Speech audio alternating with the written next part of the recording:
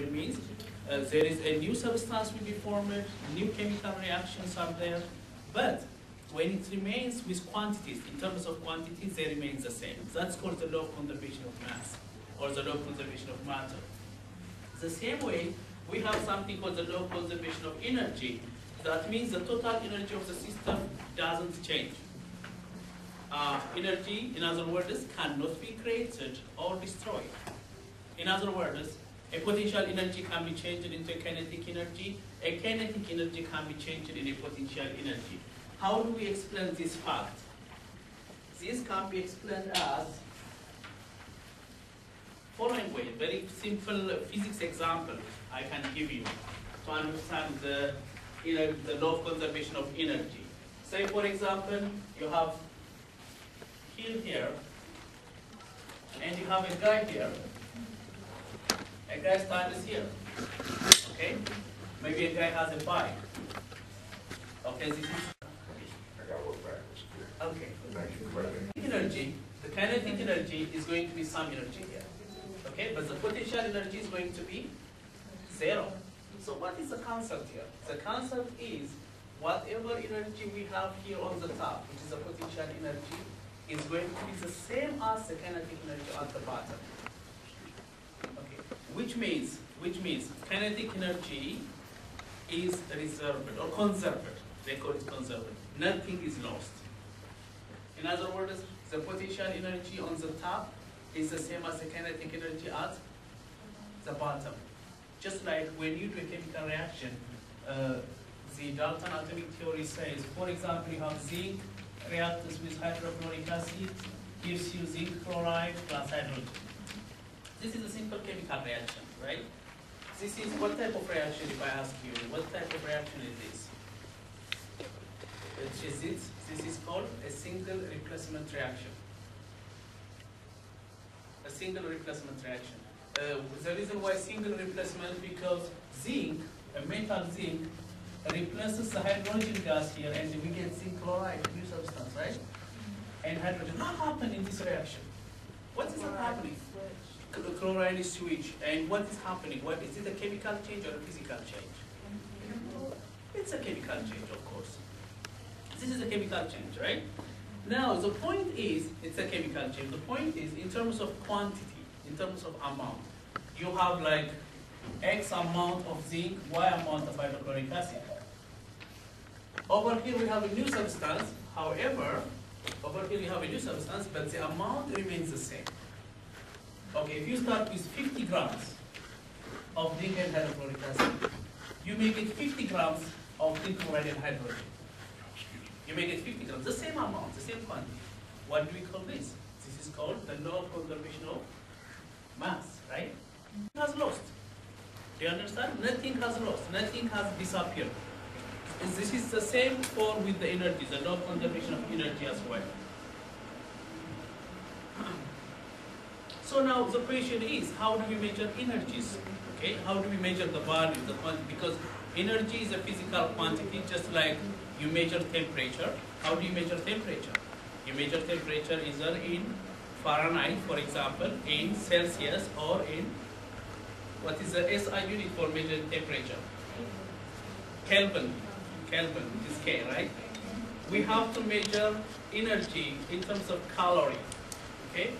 Calorie is the amount of energy needed to raise the temperature of 1 gram of water by 1 degree centigrade. That is the unit that's used to measure calorie. Okay? And the standard unit, 1 calorie, equals to 4.184 joules. That's what 1 calorie equals to. 1 calorie equals to 4.184 joules. There is also other units like 1 kilojoules. Okay, 1 kilojoules. What do you think 1 kilojoules will be equals to? 1,000 joules. Okay, 1,000 joules. We have also like 1,000 calories. 1,000 calories equals to how many kilocalories? 1 kilocalorie. Yes. 1 kilocalorie. These are, you have to be familiar with these units. These are the units that we will be measuring the amount of heat released or produced. Okay. It's not only that, the amount of stored energy in food is measured by using nutritional calories. Okay, the nutritional calories is measured in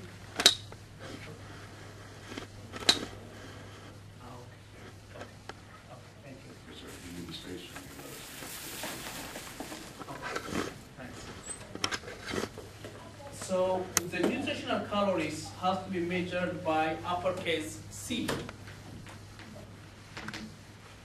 1C, okay? 1 calorie, which is the upper, see the small c and upper c. The small c is just like what we have here. The upper c, 1 calorie is equals to 1,000. 1,000 calories. Okay, so 1,000 calories is basically equals to 1 kilocalories. Okay, 1 kilocalories. So these are the things that you should be familiar with, and we can do some calculations. Like if you have metabolisms, say for example, how much proteins, how much carbohydrates and fats can be released. Sorry? I have a question, please. Yes. You said 1 calorie equals 1,000 calories. 1 calorie, 1 big C equals to 1,000 small calories. What is the difference between big calorie and small calorie? The big calorie, the C, is nutritional value for nutritional. Okay? But the smaller one is for anything else. It can be for a chemical reaction. It can be for anything. But like let's say, how much calorie you get from protein, how much calorie you get from carbohydrates, how much calorie you get from fat, okay? They are represented by the upper, that is the nutritional predictable energy that is used to measure caloric value. Okay, so we use big C, yes? But number 1 calorie is the same as 1,000 calories? Yeah, 1 big calorie, 1 big C equals to 1,000 calories. 1 calorie. No, yeah. 1 calorie, it is like the symbol for 1 calorie is 1 C. Oh, it's the same thing? It's the same thing, yeah. Oh, okay. But 1 C equals to 1,000 small CAL, like this. This 1,000 CAL. That's what it means, okay? Of course, that how much calorie you get from proteins, how much calorie you get from carbohydrates, and how much calorie you get from fat is given to you. Protein per gram produces 4 calories. Carbohydrate produces 4. Fat produces 9 calories per gram. Okay. This also on a test. I'm not going to ask you to find this, but what I'm going to ask you, maybe I'll give you certain values here. Maybe we can do this example together. If you have a pen and a paper, you can write this. If a baked potato contains 3 grams of protein, write this down, 3 grams of protein, and 23 grams of carbohydrates. You have a baked potato, that potato contains 3 grams of protein and 26 grams of carbohydrates. So my question to you is estimate the number of calories. How many calories that you get from 3 grams of protein and 23 grams of carbohydrate? You said 23 grams? I'm sorry? 26 grams or 23 grams? 26 grams? That's wrong. No, I said, did you say 26 grams? No, 23 grams. There is 23 grams of carbohydrates that baked potato will provide me. So the question is, I wanted to know the number of calories, the big calories. I wanted to know how many calories would I get. So how do you answer this question? Multiply 3 grams by... How do you answer the question? First of all, protein, 1 gram of protein provides you how many calories? 4. 4 grams. 1 gram of carbohydrate provides you how many calories? 4. It's also 4. So how many grams of protein you have? 3. You have 3 grams of protein, and you have what? 23 grams of what?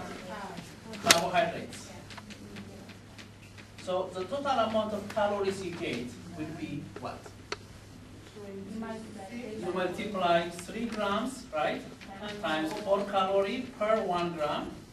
plus, right, 23 grams times 4 calorie, because 1 gram of protein provides 4 calories of energy. If I have 3 grams of protein, okay?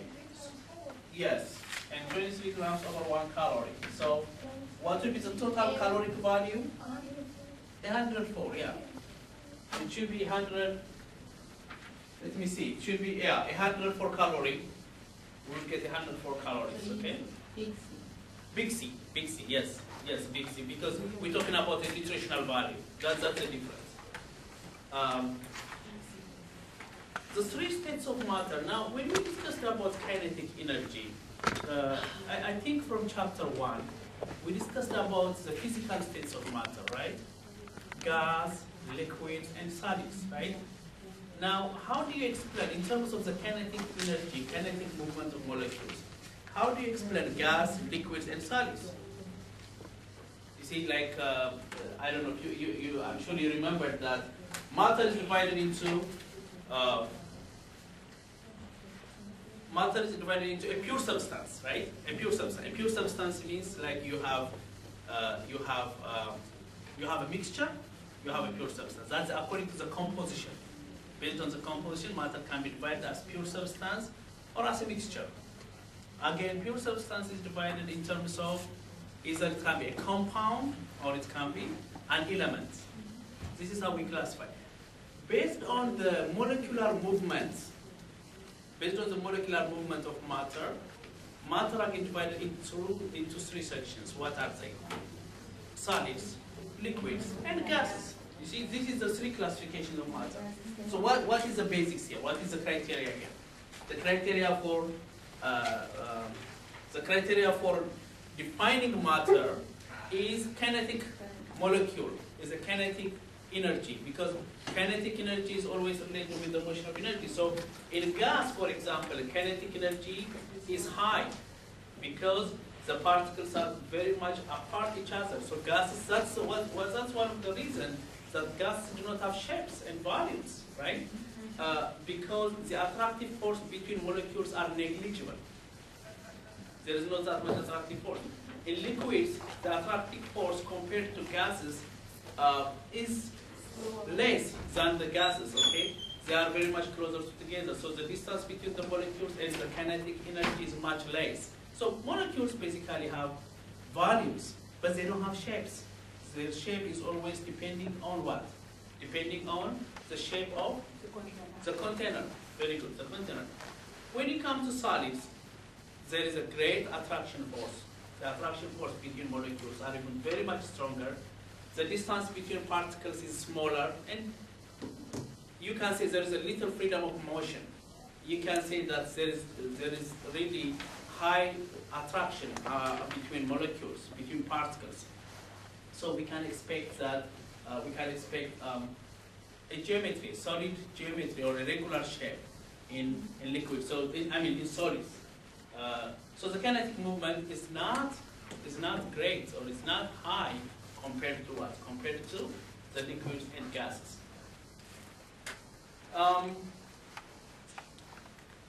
Now, when we discussed about boiling points, melting points, and you can see that the boiling points of solids sometimes is stronger, right? So, for example, the boiling point of, if you want to boil sodium chloride, what is boiling of sodium chloride means? You want to change the solid sodium chloride to liquid, right? That's what boiling means, right? Yeah. Sometimes, did you ask yourself why some substances have less boiling point, why some substances have high boiling point? Where does that come from? The energy. Well, the energy, yes, you have to invest energy. But the question is, why do, for example, water boils 100 degrees centigrade? That's the boiling point. Standard water is boiling in 100 degrees centigrade. If you take sodium chloride and you want a salt, common salt, you want to change the salt into liquid, it boils up to, it needs up to 800 degrees centigrade. 800 degrees centigrade. So where does that come from? Why is that difference? I'm sorry? Does it have to do with the bone? This is actually the bond. This is the attraction of the particles. Okay? The attraction between water molecule and water molecule. You see, sometimes you have water has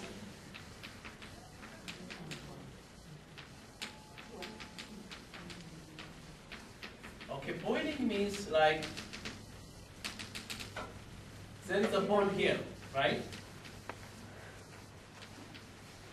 This is the liquid water, because water is made from H2O, H2O, H2O. You have to break up this bond. This bond has to be broken down. This bond has to be broken down in order for you to change the liquid water into gas. That's how boiling means, right? Whereas you have sodium chloride. Sodium plus Cl minus, and sodium plus Cl minus, sodium plus, there are infinite numbers. There is also a bond here. Okay, in most cases, the attraction bond between one molecule of sodium chloride to the other molecule is stronger here. It's like ionic bond, right? The bond here is not stronger, like actually when I picture this might not be a good picture because oxygen has a partial negative charge and hydrogen has a partial positive charge. Okay, so the attraction is always plus to minus. Okay, So is that why hydrogen bond is considered weak attraction? compared to the ionic bond. Okay, so there's not only in this chapter we're going to discuss about hydrogen bonding. We're going to discuss about ionic bonding. We're going to discuss about something called London dispersion forces. We're going to discuss about dipole-dipole interaction. These are responsible actually. These are responsible for the boiling point, the melting point of substance or molecules. So we have London dispersion force. We have dipole-dipole interactions. We have hydrogen bonding. Hydrogen bonding is especially in the water molecules.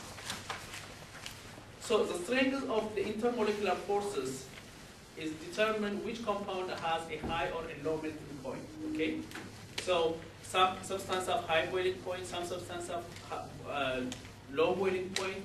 That actually comes from based on the strength of the intermolecular attractions. Okay, between the molecules of sodium chloride and sodium chloride, between water molecule and water molecule. If they are strong, then they are going to have strong boiling point. If they are weak, they are going to have less boiling points. A London dispersion force.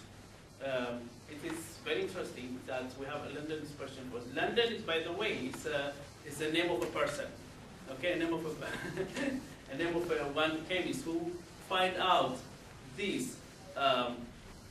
A London dispersion force can be created by a partial electron charges. You know, sometimes where are electrons?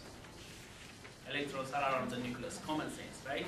Electrons are around the nucleus, but where? We don't know because they are 24/7 in stationary, right? They are always in a movement. If you just take a shot, a quick shot, a snapshot, in other words, there will be at some point on one side there will be like huge amount of electrons. On the other side, there will be less amount of electrons because electrons have freedom. Electrons are free to move every time, 24/7. The movement is not symmetrical. The movement is not like 50-50. At one point, you may have billion number of electrons on this side.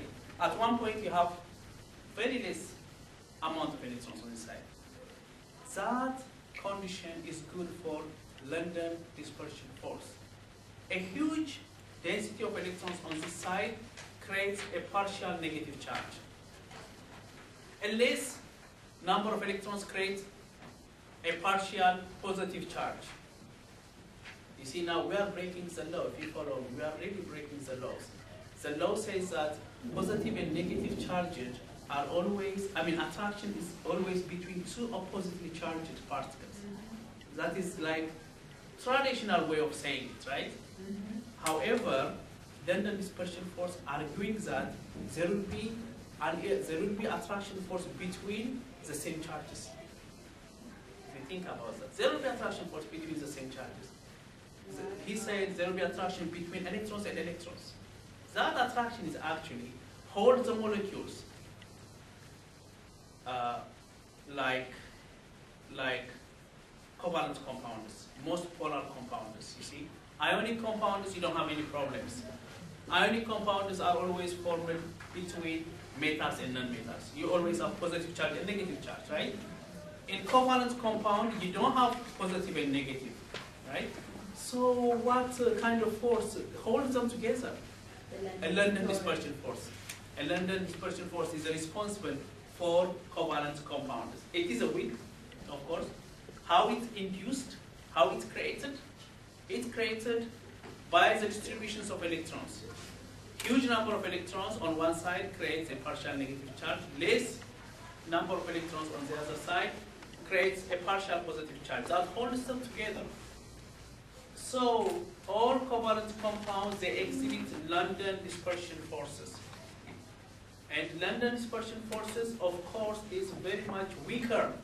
It's a weaker force. That's why the most organic compounds are volatile. Volatile, what does that mean? They can easily be evaporated. You see why they can easily be evaporated?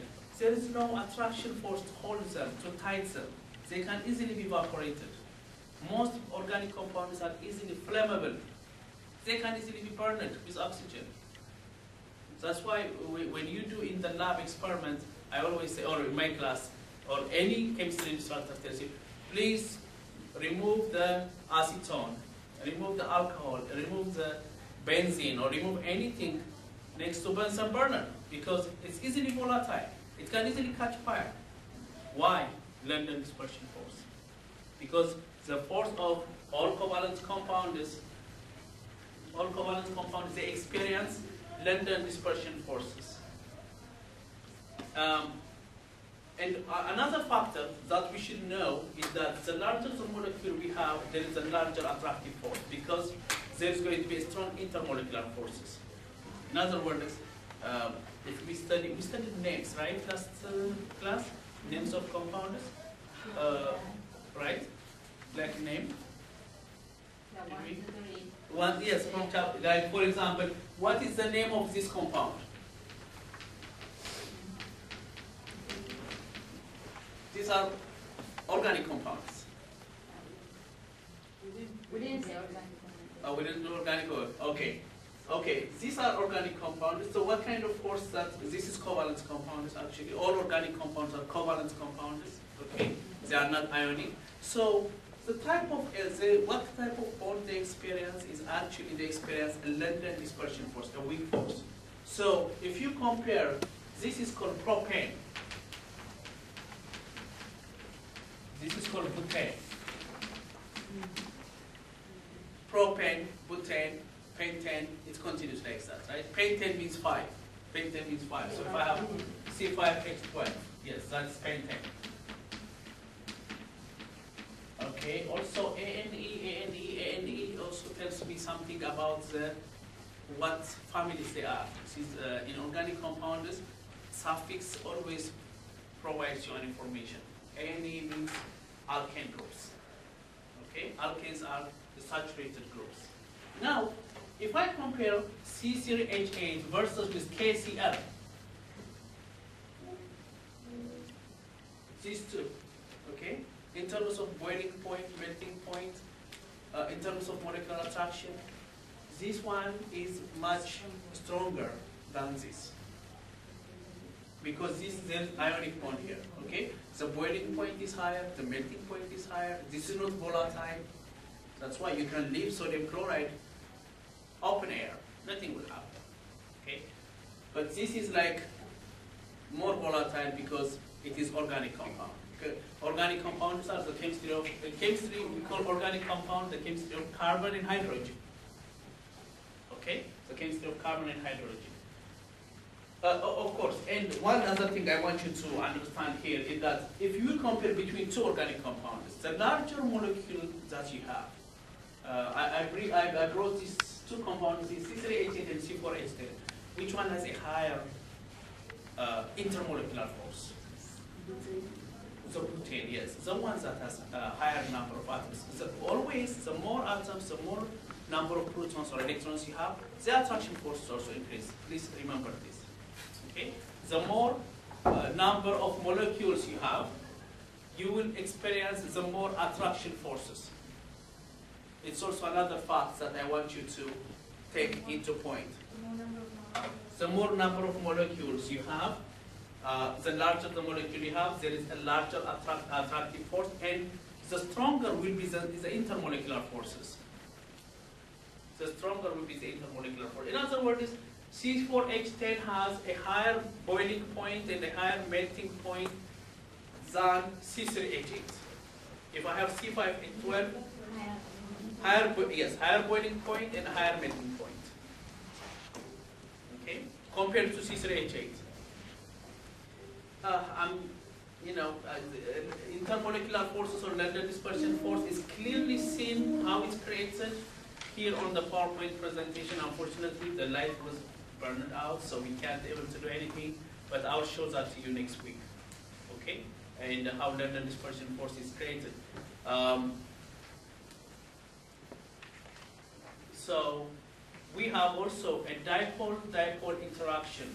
A dipole-dipole interaction is also it's an attractive force between the permanent dipoles of two polar molecules.